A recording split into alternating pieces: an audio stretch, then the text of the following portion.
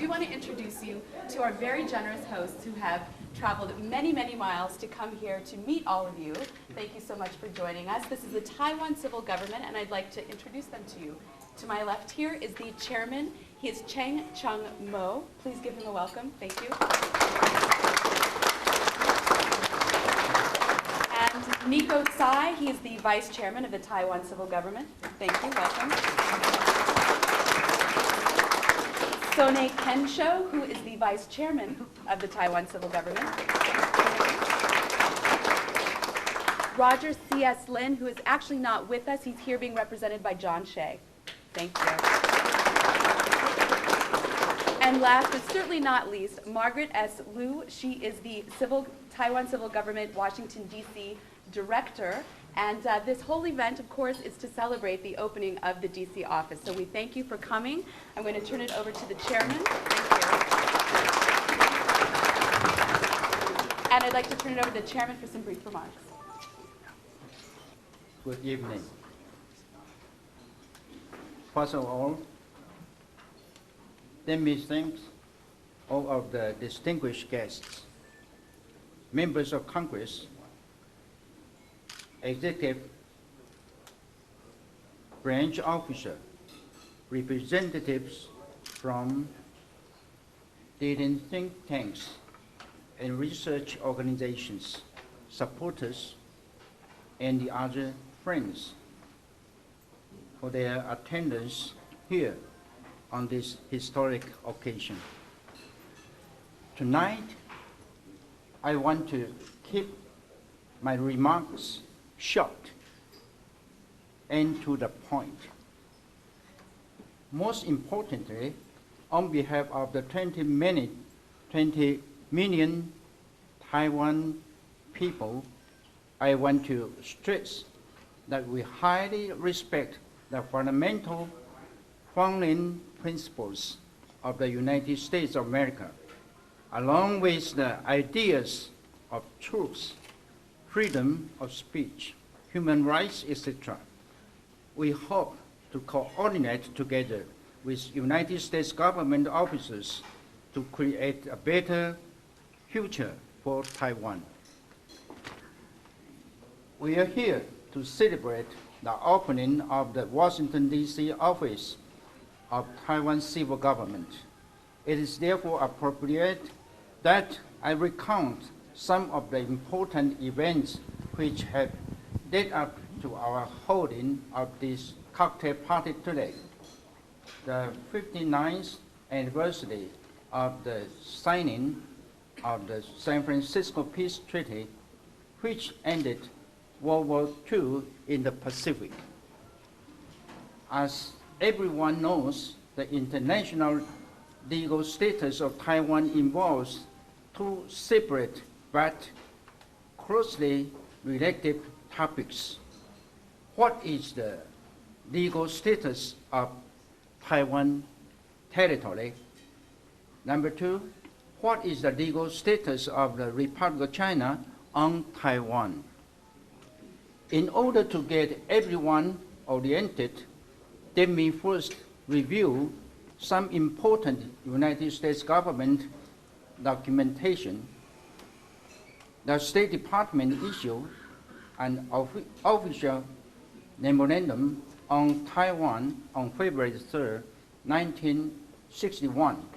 After doing a great deal of research, the author of the memorandum advanced 4 theories and discussed the pros and cons of each in some detail. Unfortunately, as he himself admitted the closing pages, none of these theories is very satisfactory. In other words, he was unable to reach any solid conclusions. Some 10 years later, Mr. Robert Starr of the State Department reviewed and expanded the contents of these earlier documents and issued a new memorandum. The Starr Memorandum of July 13, 1971, that is nearly 40 years ago. However, up to the present day, it has not been revised, and it remains the most recent and most widely referenced State Department pronouncement on the legal status of Taiwan. Again, Mr. Starr reached no solid conclusions. To say that the native Taiwanese people and dissatisfied with the current ambitious status would certainly be an understatement. Here in 2010, we need to clarify the situation of Taiwan's status once and for all. In order to do this, we must look at a certain body of law which the State Department researchers failed to consider in their 1961 and 1971 memoranda. The body of law is the customary laws of warfare of the post-Napoleonic period. In more common usage, this may be simply called the laws of war. From the perspective, we can solve the riddle of Taiwan's status by referring to the writings of United States Supreme Court Chief Justice John Marshall, who offered this analysis in the famous American insurance company case of 1828. He said, "The Constitution offers absolutely on the government of the Union the powers of making war and of making treaties. Consequently, that government possesses the power of acquiring territory either by conquest or by treaty." Let's look at the historical record. After the Japanese attack on Pearl Harbor, the United States declared war on the Emperor of Japan on December 8, 1941. During the war, all military attacks on Japanese Taiwan were conducted by the United States military forces, so it is clear that the United States had acquired Taiwan under the principle of conquest. The United States is the conqueror, and according to the customary laws of warfare in the post-Napoleonic period, the United States will be the principal occupying power. The San Francisco Peace Treaty confirms the United States as the principal occupying power in Article 23A, and the scope of application of this status is given in Article 4B, which discusses military government. In General Order Number 1 of September 2nd, 1945, the United States delegated the military occupation of Taiwan to Chiang Kai-shek, aka Chinese nationalists or Republic of China.